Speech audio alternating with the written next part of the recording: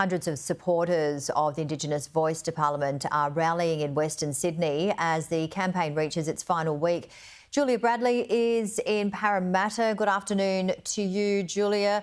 There's certainly been a big crowd where you are. Who have you heard from?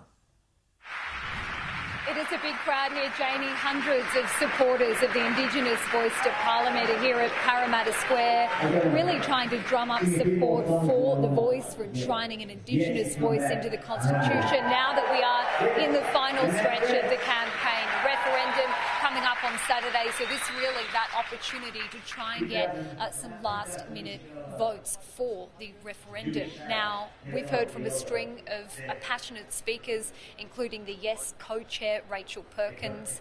Also, the chief Yes campaigner and Cape York leader, Noel Pearson, has been here speaking about why a voice to Parliament is needed. We've heard from Malcolm McCarthy, the Northern Territory Senator. This event also attended by the former Prime Minister, Malcolm Turnbull, and his wife, Lucy. Here's a little bit of what some of those speakers had to say earlier. This is a moment of absolute unity. Vote yes. This is what unity looks like, Australia. This is what our country can be. So this will be a really big week for both sides of the campaign. We're expecting the Yes camp to undertake a blitz of all Australian states and territories with a particular focus on emphasising the support that Indigenous communities have for the voice. On the other side, the No campaign, we're expecting them to really heavily target some of the battleground areas like South Australia as well as Tasmania. The Prime Minister, Anthony Albanese, speaking this morning, encouraged Australians to take this opportunity now because he doesn't believe that this will be legislated. We will also respect the response of Australians next Saturday. What does that mean? It means that if Australians vote no, I don't believe that it would be appropriate to then go and say, oh, well, you've had your say, but we're going to legislate anyway.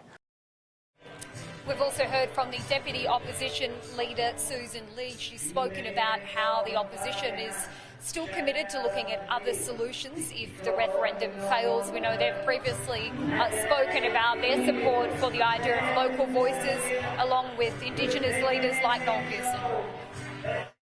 It's a lose-lose. Whatever the result is on Saturday, it will be bad, divisive and unhappy for Australians the next day. So we do need to bring the country together. And of course, as my colleagues focus on how we look at the events beyond the 15th of October, that's where we're all thinking. Published polls at the moment all pointing to more support for the No campaign. We'll have to wait to see whether this last week does anything to change that outcome.